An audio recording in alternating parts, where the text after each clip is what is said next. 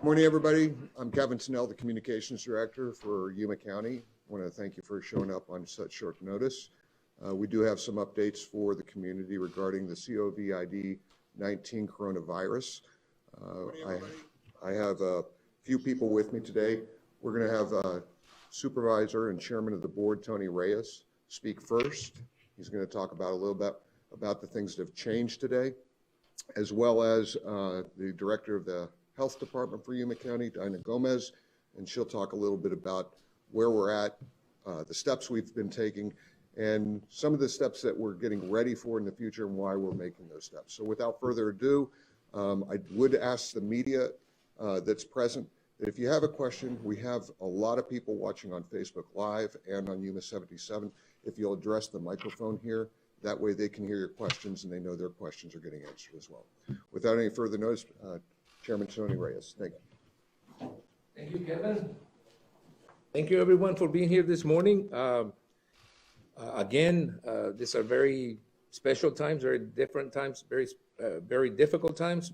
But I'm going to read a statement here that we put together, and then we'll open it up to questions. As risk and uncertainties associated with the coronavirus, which we call now COVID-19, continue to increase, Yuma County is committed to keeping employees and the public safe. The county will actively track developments and public health recommendations regarding the outbreak and will adjust its operations accordingly. As of 9:22 a.m. this morning, as chairman of the Board of Supervisors, I've issued a proclamation declaring an emergency in all unincorporated areas of Yuma County to address the COVID-19 virus. County leadership will take the measures necessary to ensure that the county will continue to operate and deliver the quality services the public has come to expect. However, the spread of the virus may require we adjust the way we interact with you. Rest assured, we will communicate developments across all available channels. We encourage you to visit the county's website, yumacountyaz.gov, for the latest information, or our Facebook site, or any of the other ways that you may interact with us through the communication channels. To explain a little bit more about what we're doing in the area of health, we've got with us here Dinah Gomez, the Public Health Director, and she will address you all first, and then we'll open it up to questions in general. Diana? Yeah. Good morning. Thank you all for being here. As Chairman Reyes says, what we're doing right now is preventive. We want to be able to respond accordingly. This is an evolving situation. I want to just emphasize right now that there is, as of this moment, and it's a rapidly evolving situation, there is no confirmed cases of COVID-19 in Yuma County. When we become aware of a confirmed case, we will notify the public. And we will rely on you as your media partners to ensure that we're able to reach our public with the latest, most accurate, up-to-date information. So I appreciate everybody being here. As you know, the COVID-19 virus is a newly identified coronavirus. We are learning a lot about it. What we do know is that it's like other respiratory viruses, it spreads through droplets. And so that's why you have heard about some cancellations, some limitations on certain gatherings, and why we are doing this today. We are doing it out of precaution. We want to be able to respond rapidly and efficiently should we need to. The health and safety of the staff, of the community, of everybody we interact with is of utmost importance. It is important to remember that although some people do not develop symptoms, those that do, most of them have been mild. However, as you've heard, and it's been reiterated by different media outlets, it's true that the older population or those that have compromised immune systems would have a more severe reaction. The steps we are taking, including social distancing and isolation, are meant to protect those more vulnerable residents in our community. It's a responsibility that we all have to take seriously. The precautions for preventing the spread or infection with COVID-19 you've heard, but I will reiterate. It is important that you wash your hands frequently. We are saying wash your hands for 20 seconds. You've heard the example of maybe singing the happy birthday song twice. People are tired of hearing that. But just wash your hands frequently. If you cannot do that, if that's not convenient, you're not near a bathroom, then we recommend using an alcohol-based hand sanitizer, 60% alcohol content or higher. We recommend if you are in the population that's most at risk, if you have an underlying medical condition, a compromised immune system, or are taking care of somebody who is, we recommend that you practice those hygiene precautions. If you are sick, please stay home. If you have a cough, please cover that cough with a tissue and immediately throw that tissue away. Avoid touching your face with your hands. And I know that's really hard, but it's basic precautions. If you are sick, please stay home and contact your healthcare provider. Your healthcare provider will give you guidance. Our website has a wealth of information that you can access. We've tried to make it accessible and easy to follow, so there's different categories you can click on to get more detailed information about a specific subject. It's also a good time to remind the public that there is a lot of misinformation out there. It's also a time where you might receive emails or texts with inaccurate information. There's also malware type texts and emails that people might be getting, asking them to click on a link to get more information. So it's important to emphasize at this time that if you want accurate information, please go to a reputable website. We are encouraging you to visit the Arizona Department of Health Services website. It has the most current information, the Yuma County website at yumacountyaz.gov, or the Centers for Disease Control website. I understand that there's a lot of concern, and part of addressing that is making sure that you as the public and that we as decision leaders have accurate information. So please make sure that you are visiting one of those websites.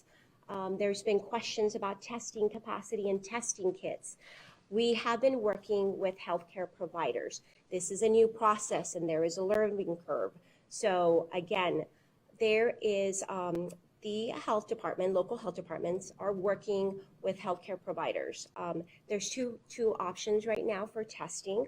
One is if you are hospitalized or you've met some of the criteria, which is posted on all of those websites, like you've traveled back from one of the countries with widespread COVID-19 spread, or you're experiencing certain respiratory symptoms. The other is through commercial labs. We have 2 commercial labs that are providing testing.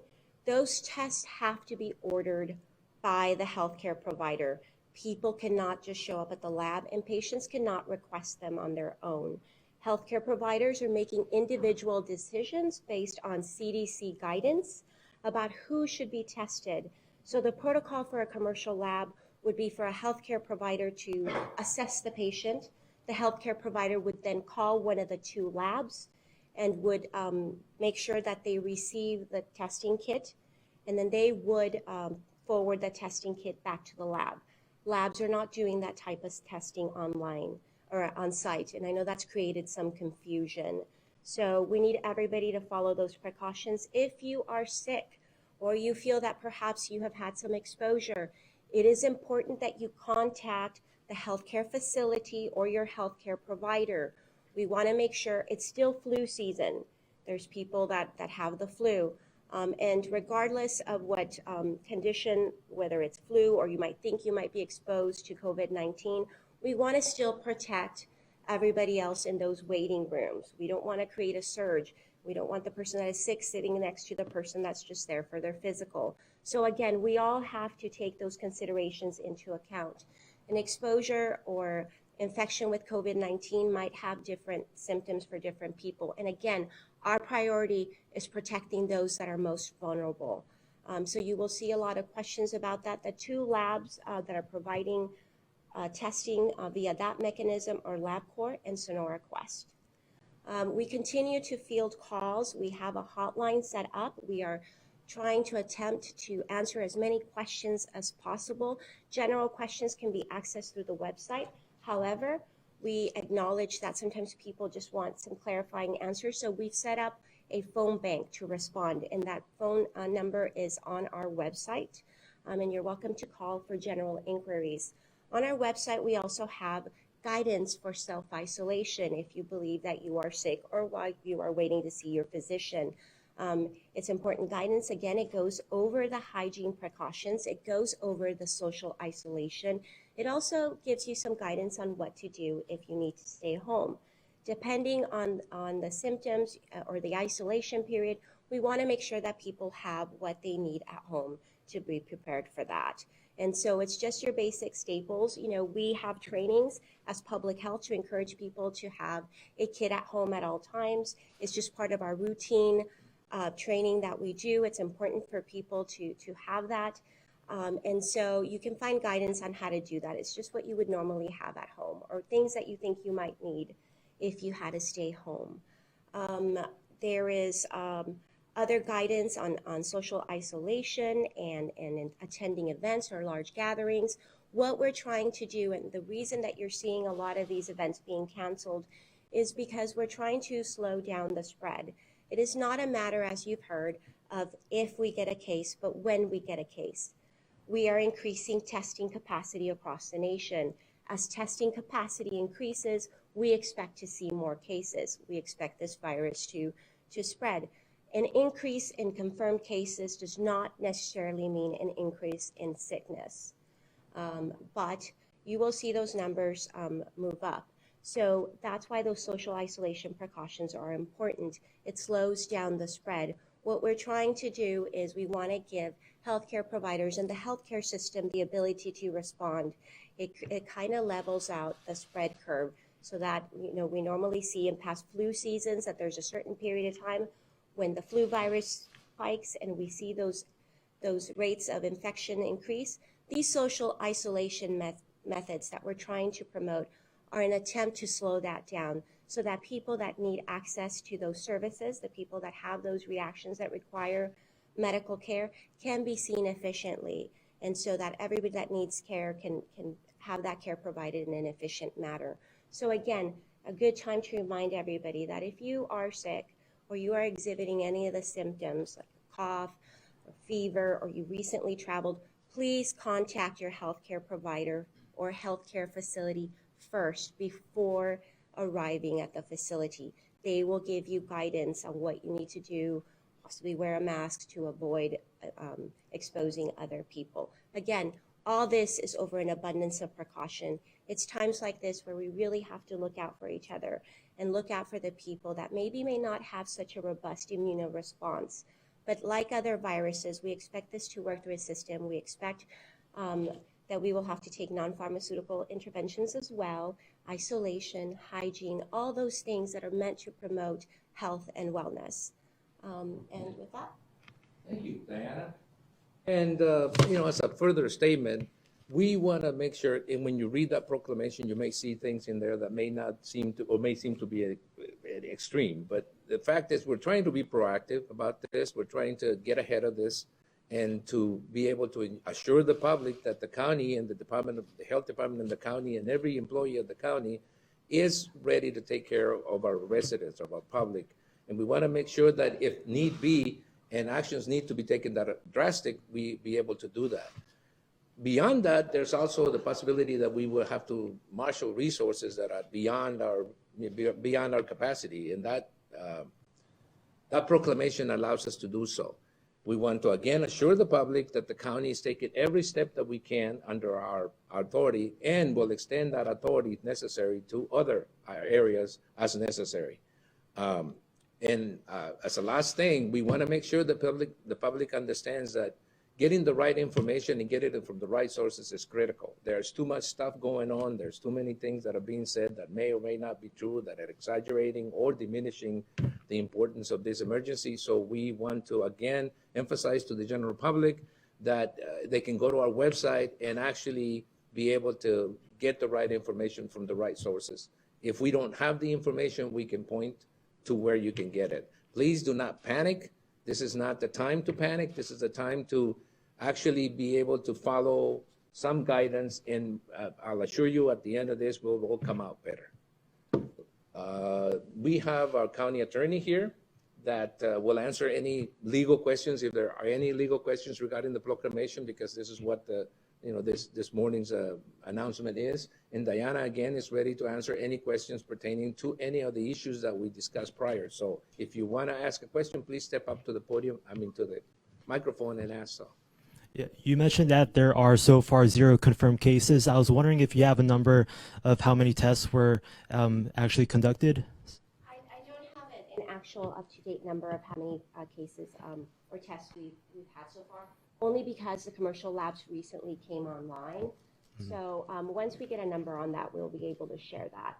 But again, I think one of the things that we spent a lot of time is in the last few days, there's been false reports of confirmed cases. So that's why it was important to emphasize that. But once we have a clearer picture, we'll definitely share that with you. And not only that, we want to make sure that the public understands that if you feel that you need to be tested, do not go to the county health department. The county health department isn't conducting any testing. You have to go through your private provider. You have to go to the hospital. You have to follow the guidelines to be able to get tested. Right. Well, contact your provider. Do not just go to the hospital or just show up at the office. That's right. Contact them first. All healthcare providers are taking the necessary precautions. And again, we want to avoid those surges where we have a crowd of people that are ill in a waiting area. So please just, the best thing you can do for yourself and to protect others. And again, out of an abundance of caution is please contact your healthcare provider to get that guidance on what you need to do. Okay. Otherwise, you're waiting and you possibly risk exposing other people, which is exactly what we're trying to prevent. Okay. And how many presumptive positive cases have been conducted so far, if any? Presumptive positive? So far, presumptive positive case is a case that has been, has tested positive, again, presumptively, and is waiting confirmation from the state lab. So far, we don't have any. Okay. We have 0 cases so far. So again, if through a commercial lab or through another source, we have a presumptive case, it'll be sent for confirmation. And once we have that, it shifts from presumptive to confirmed. So right now we have 0. Okay. Come over this way. Maybe a little bit off, so. All right. Any other questions? Yeah, likewise on testing. I was wondering if you could give me an idea of the demand that's out there for testing, how many people may have contacted the health district for testing, how many people are trying to get tests? So we've had obviously an increase in calls. People are concerned. And it's important to acknowledge that because this is a new virus and it hasn't circulated widely through our community, there's not widespread immunity. People are contracting this virus and they're concerned. They want to know how to protect their families, which is why we're taking these steps and sharing this information. So I can't give you an exact number of the volume of calls. I could just tell you we've had a great demand, obviously, for information, which is why we set up that bank. We've had a lot of inquiries from healthcare providers. People want to know, and justifiably so, which again is why we want you to know what preventive steps you can take and what you can do to keep yourself and your family safe. Again, when we have a confirmed case or when we have additional information or as new developments arrive, we will count on you, our media partners, to share that information. That is the quickest, fastest way to make sure everybody can have access. The different media formats and platforms that you use will ensure that we have that information so that we can impart and in turn be equally responsive. We need to know what the questions are, what the community is concerned about so that we can respond appropriately. Our job for the most part is to anticipate, and we try to anticipate what those questions or concerns are. But again, we need to hear from you as the media partners who collect some of that information, and then we'll share with you. And just to add to that, we understand, we obviously acknowledge that more than 50% of the people who reside in Yuma County are Spanish speaking. So we're going to put this information out in Spanish. So if you go to our website, you can actually click and see most of the information in Spanish. It may not be available to some of those links that you're going to, but it will be available on anything the county puts out. So, that's for our Spanish speaking audience. Any other questions? Yeah, I was wondering if it's possible to maybe have a sort of statement that can calm people down a little bit, because I've been hearing rumors about runs on things as bizarre as toilet paper being in short supply. It's not, It's not a rumor. Well, okay, it's been confirmed now, but can you just kind of let people know that you don't need to be in panic mode? I think we tried that. I think that was part of the reason why we held the press conference, is to make sure that people understand that there's no reason to really panic. I mean, it is advisable that you have supplies for a certain time, but it's not really, a situation where you go out and panic buy anything, which is what's happening right now. The fact is the virus is transmitted in a certain way, and so you need to be in certain type of situations. You need to be, going through certain things. I know we have a lot of community spread, but this is not the time to panic people. This is the time to take a calmer approach to these things and not go out and simply buy supplies just because you think we're gonna run out of supplies, because you're actually creating the situation when you do that. So be informed and be prepared. That's right. So accordingly, so have what you need at home and just keep informed. Yeah, So- that was one of our biggest concerns when we were discussing whether we wanted to declare an emergency, that it may have the opposite effect. When people hear the word emergency and they see, they tend to react in certain ways.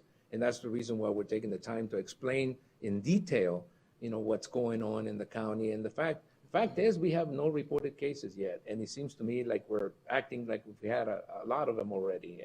And as Diana well explained, it may be that we will. But at this particular time, preparedness should overtake that panic buying. It just be prepared. Don't go out and act panicky, for lack of a better word. Any other questions? Okay, well. ¿Puedo hacerlo en español? Oh, claro que sí. Debido a que el número mientras más exámenes se hagan, pues es más efectiva la lucha contra el virus, ¿no? Pero en México no se está haciendo los exámenes. De hecho, los casos son muy pocos los que se han dado a conocer. Al estar en frontera, ¿qué tanto podría afectar el que vengan gente de México aquí al condado de Yuma? Well, the question was, because we're a border community, we're bordering with Mexico, and Mexico has relatively no testing capacity at all. How would that impact the flow of either the illness or people? So as a border state, as you pointed out, we're in constant communication with our partners, our healthcare partners in Mexico. And one of the things that we have is binational surveillance. And so we keep those communication channels clear, and we are in constant communication trying to determine what their mitigation strategies are, if they have any cases.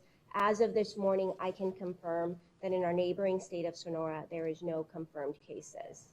And we are working closely with the Office of Border Health again, and should that change, it's a partnership. When you work in a border community, we have to work together, and we have been for years.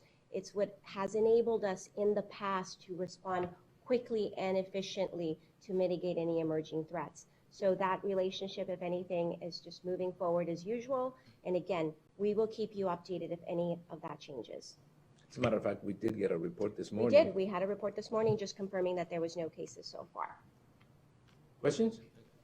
And with all the weekend events that have been canceled so far, is there a specific protocol or range that you look at when deciding whether it's the right time to cancel these events?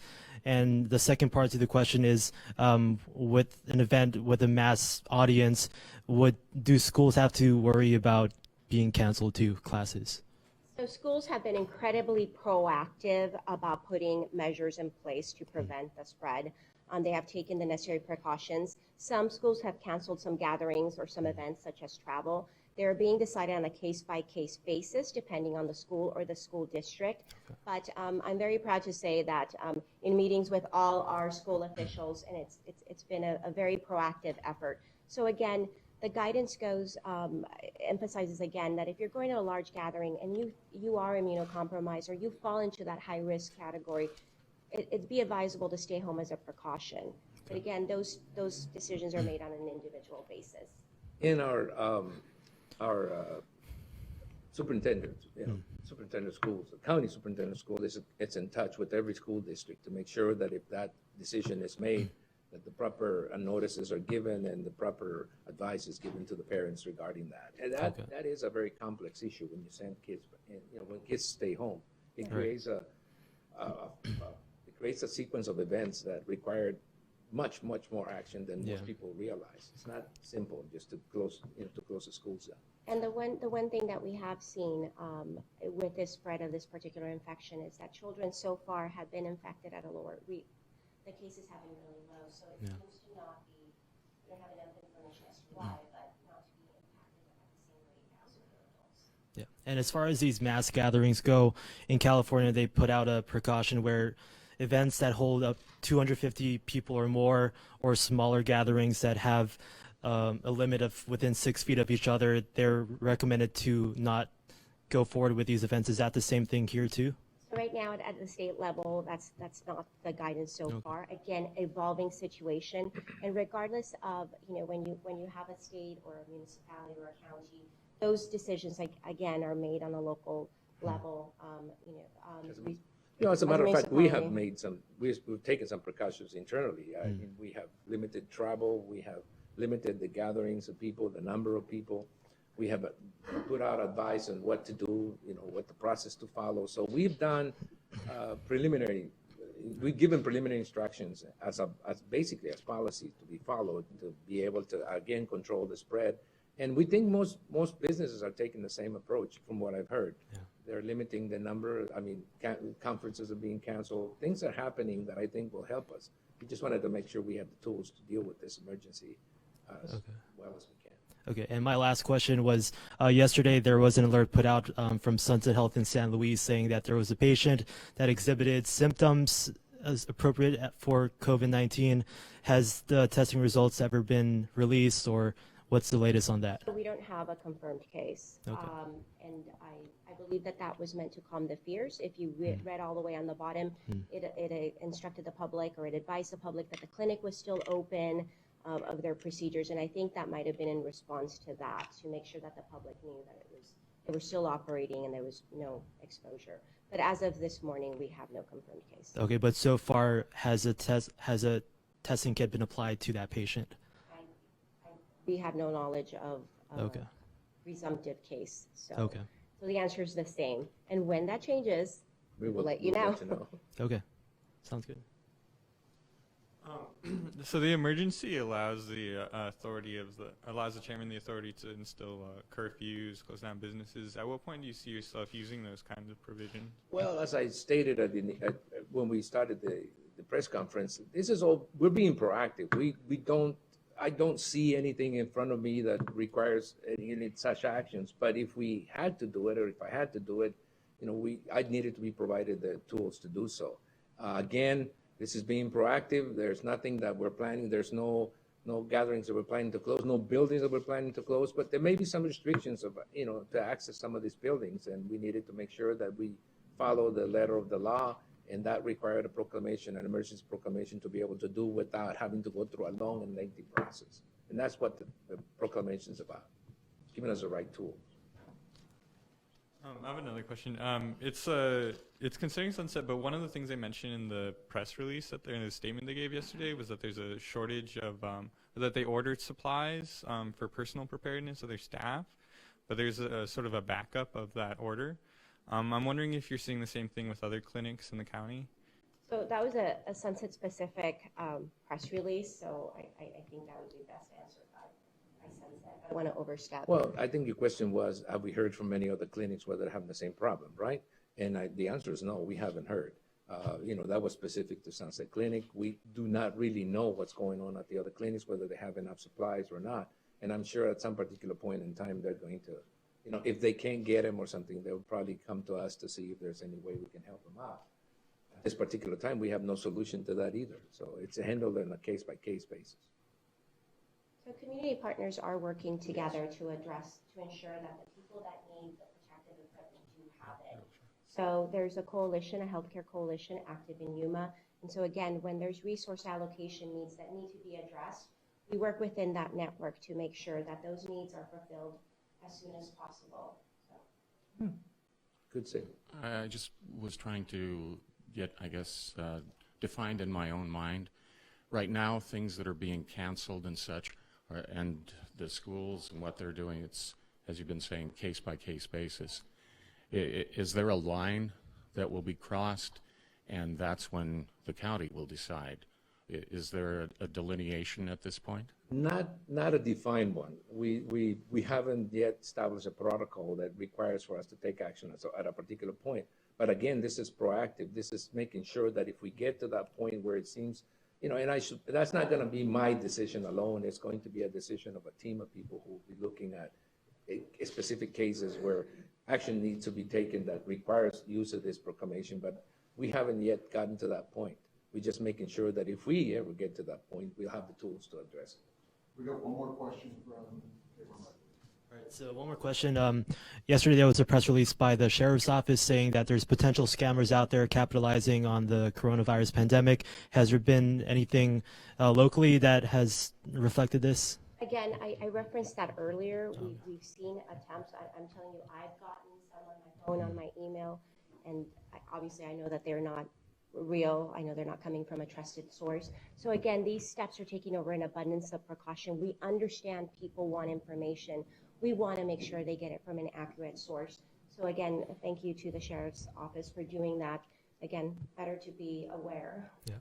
And I want to assure the general public, all county departments are in contact. They're in communication and they're working together to make sure that we are as less disruptive as possible. We're trying to make sure that we don't create a panic. We're trying to make sure that we don't emphasize the wrong things. We're trying to make sure that people get the right information at the right location. And for us right now, we're asking people, look at the websites that are formal, official websites. Come to the website, the county website. If you don't have the right information, if we don't have it, you may be able to find the link to find it. So. Okay. I have a quick question. I'm curious how this might affect the fair. We don't know that yet. I mean, really, the answer is we don't know that yet. The fair, we don't run the fair. The fair is run by a committee that needs to make that decision on their own. But if you're looking at a large gathering, the fair is a prime candidate for that. All right, thank you. We want to thank everybody for attending today. I kind of want to surmise some thoughts really quickly. What you're watching and what's happening right now is a very carefully thought out plan. It's not a snap judgment. The decision to make an emergency proclamation, we're all family members, we have children. We know the effect that it has on the community. And the reason for having a press conference like this is to maybe reinstill a sense of calm that the methods that we execute this plan are not necessarily something to be reactionary from the public. It's to inform the public. Been in emergency management for nearly 20 years, and these are steps. And we will continue to make the steps to ensure the health and safety of the community. And we appreciate you all, the media, helping us to get this information out to the public so that we can instill a sense of calm. There is not a case that we've detected of coronavirus in this community. There's not a presumptive case of coronavirus that we've detected. The moment we do, they've said countless times, the best way you can find out if we have a presumptive case or a case will be at yumacountyaz.gov on our coronavirus page, and we will update that as soon as we know. And so with that, I want to thank the chairman, Director Gomez. They've been having an extremely long week and extremely long hours, and we're going to stay the course, and we're going to continue to ramp this up if we need to, and we're going to protect the health and safety and keep an overload from occurring as long as the public understands what we're doing and if they can play along with us. Thank you very much for attending.